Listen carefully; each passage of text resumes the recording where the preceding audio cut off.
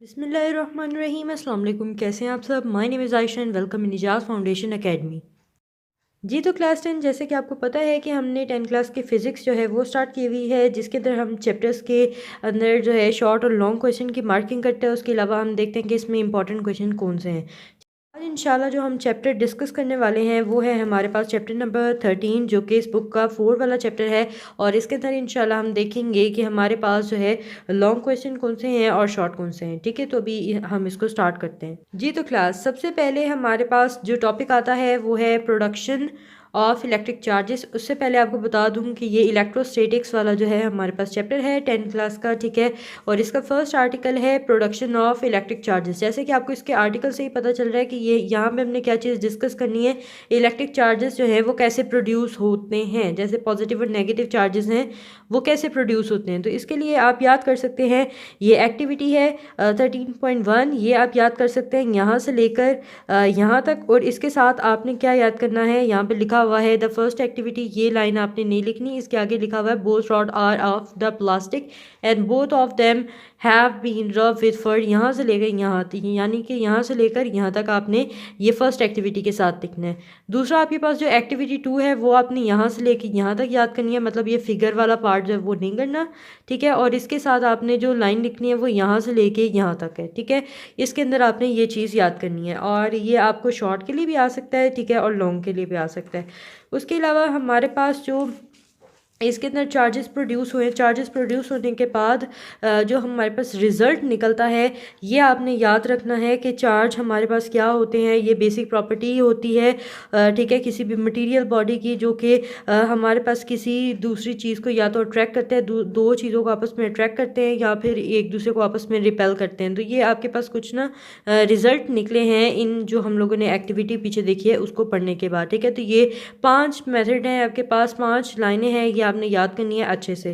ठीक है, इसके बाद इलेक्ट्रोस्टैटिक इंडक्शन को आप एज अ शॉर्ट जो है वो भी याद कर सकते हैं, और अगर लॉन्ग के तौर पे अगर आपने याद करना है, वैसे तो ये शॉर्ट के लिए इम्पॉर्टेंट है, लेकिन हम इसको हम रिस्क नहीं ले सकते किसी भी किस्म का कि हम लोग ये छोड़ दें, ये नहीं आएगा। लेकिन बाज़ दफ़ा ऐसा होता है जो चीज़ हम अनइम्पॉर्टेंट समझ के छोड़ देते हैं तो वही हमारे पास जो है वो आ जाती है, तो हम किसी भी तरीके का यहाँ पे रिस्क नहीं ले सकते। ठीक है, शॉर्ट की हम बात करें तो शॉर्ट हमारे पास यहाँ से लेके यहाँ तक बनेगा, और अगर लॉन्ग की बात करें तो आपने याद करना है इसको ब्रिंग टू मिडल से लेकर और नेक्स्ट पेज है यहाँ तक, फिर डायग्राम आपने जो है इसको याद करना है। अब आप कहेंगे ये लॉन्ग में कैसे आ सकता है, ये लॉन्ग में कुछ इस तरह से आ सकता है कि देखिए इसके नीचे लिखा हुआ है charging two sphere by electrostatic induction. अब ये टू स्फेयर्स की जगह आपको दे सकता है कि बताएं कि हम लोग दो बॉडीज़ हैं, यहाँ पे दो स्फेयर्स हैं, हम उसको इलेक्ट्रोस्टैटिक इंडक्शन के ज़रिए कैसे चार्ज कर सकते हैं। ठीक है, तो ये आपके पास जो है इलेक्ट्रोस्टैटिक इंडक्शन के लिए कैसे हम दो बॉडीज़ को चार्ज कर सकते हैं, तो ये आपको एज अ लॉन्ग इस तरह से आ सकता है। ठीक है, उसके बाद ये शॉर्ट इसकी डेफिनेशन है। ठीक है, उसके बाद जो हमारे पास नेक्स्ट टॉपिक आता है वो आता है जी इलेक्ट्रोस्कोप का। ठीक है, और ये आपके पास एज अ लॉन्ग आ सकता है, और इसका क्वेश्चन जो है आपको रिव्यू एक्सरसाइज के अंदर भी मिल सकता है। इसको आपने याद करना है स्टार्ट से लेकर यहाँ तक। ठीक है, और इसके बाद आपने एक लाइन लिखनी है, वो लाइन ये है कि आपने लिखना है it works on the principle of electrostatic induction. ठीक है, ये लाइन आपने लिखनी है कौन सी, it works on the principle of electrostatic induction. यहाँ से लेकर यहाँ तक लिखने के बाद जो लाइन मैंने आपको बताई है आपने वो लिखनी है, और इसके साथ आपने ये वाली डायग्राम बनानी है। अब आप कहेंगे इसका क्वेश्चन कहाँ कहाँ है, तो वो आपने रिव्यू में आना है। रिव्यू में आप आके तो ये यहाँ पे क्वेश्चन देख सकते हैं 13.4 है, what is gold leaf electroscope, discuss करें its principle working principle with the label diagram. तो आप ये देख सकते हैं कि ये गोल्ड लीफ इलेक्ट्रोस्कोप के बारे में ही लिखा हुआ है। ठीक है, और ये आप साथ में डायग्राम जो है ये बना सकते हैं, और ये एज अ लॉन्ग आपको आ सकता है। ठीक है, इसके बाद हम चलते हैं जी आगे। नेक्स्ट आपके पास आता है जी detecting the presence of charge. और अगर हमने चार्ज को डिटेक्ट करना है कि हमने उसकी मौजूदगी का पता लगाना है, देन हम इसको याद करेंगे। इसको इस तरह से ये आपको क्वेश्चन आ सकता है कि right the method of detecting the presence of charge, इस तरह भी आपको आ सकता है, और किसी भी तरीके से आपको आ सकता है जिसमें आपके पास लिखा होगा प्रेजेंस ऑफ चार्ज जो है वो आप डिस्क्राइब करें।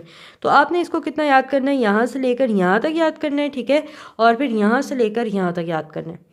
उसके बाद नेक्स्ट आ जाता है कि चार्जिंग द इलेक्ट्रोस्कोप। अगर आपने इलेक्ट्रोस्कोप को चार्ज करना है इलेक्ट्रोस्टैटिक इंडक्शन के साथ, तो हम लोग क्या याद करेंगे, हम ये शुरू से लेकर तो यहाँ तक याद करेंगे और साथ में डायग्राम भी जो है वो बनाएंगे। ठीक हो गया। उसके बाद आपके पास आता है जी नेक्स्ट पेज पे आपने आने के बाद और यहाँ से लास्ट से आपने ये लाइन याद करनी है। इसके साथ ही आपने ये लिखना है सिमिलरली से लेकर यहाँ तक। ठीक है। उसके बाद यहाँ से नेक्स्ट पेज पे है electroscope can also be charge by the process of conduction, तो यहाँ से लेकर यहाँ तक भी आपने याद करना है। उसके बाद detecting the type of charge की हम ये देख सकते हैं, आप देखिए टॉपिक से ही हमें पता चल रहा है कि इसके अंदर हमें वो क्या कहना चाह रहा है। इसमें वो कह रहा है कि डिटेक्ट करें द टाइप ऑफ चार्ज, यानी कि चार्ज की किस्म को हमने डिटेक्ट करने के लिए जो मेथड है वो आप बताएं। तो आप यहाँ से लेकर यहाँ तक जो है वो याद कर सकते हैं। ठीक है। उसके बाद आगे आपके पास जो वेरी वेरी इंपॉर्टेंट आप कह सकते हैं मोस्ट इम्पॉर्टेंट लॉन्ग क्वेश्चन है इस चैप्टर का, जो कि है कूलम्स लॉ। इसके आने के बहुत ज़्यादा चांसेस होते हैं। इंशाल्लाह उम्मीद है कि ये इस बार भी आपको आएगा। ठीक है। इंशाल्लाह ये ज़रूर आएगा आपको। कूलम्स लॉ है आपके पास, तो इसको आपने याद करना है।